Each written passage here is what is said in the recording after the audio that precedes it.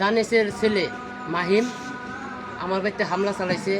আমার ঘরের বেড়া ভাঙছে, ইট দিয়ে চেঙ্গা দিয়া বেড়াগুলা সব ভেঙ্গা লাইছে। অর্থাৎ আমার বাইশটা আছে, 1 বছরের একটা বাইশটা আছে, সে বাইশটারেও চেয়ারটা বাড়ি দিছে।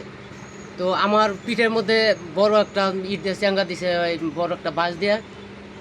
তো আমি কিছু বলি নাই। তো আমার এই যে এই ক্ষতিগুলো করছে, তো আমি এই ক্ষতির জন্য আমি বিচার চাই, আইন প্রশাসনের মাধ্যমে বিচার চাই।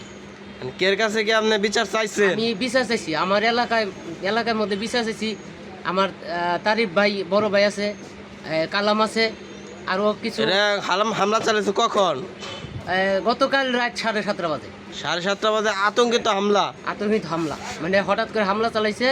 তো আমার মার কয়জন মিলে? ওরা মায়ার পোলায় হামলা চালাইছে। 2 জন মিলে? 2 জন মিলে হামলা চালাইছে।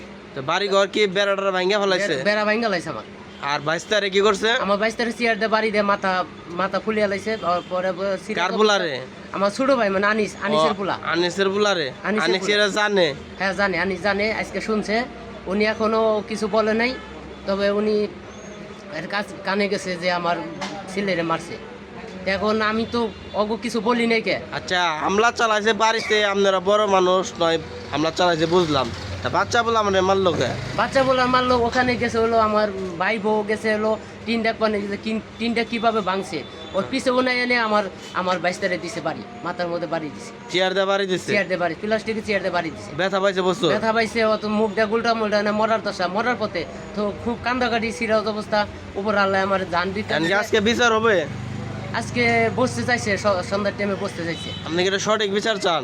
আমি সঠিক বিচার চাই, যে আমার বাড়ি যে জিনিসগুলো ক্ষতি করলো, সেই ক্ষতিপূরণ আমার এলাকার লোক যাতে আমার ক্ষতিপূরণটা উঠিয়ে দেয়, আমি তার কাছে সঠিক বিচার চাই।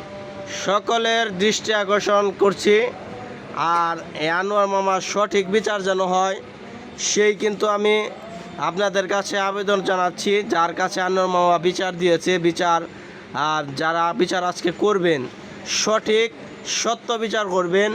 আনোয়ার মামার দোষ থাকলে তারও বিচার করবেন, বাদী পক্ষের দোষ থাকলে তারও বিচার করবেন, একদম সঠিক সত্য বিচার করবেন।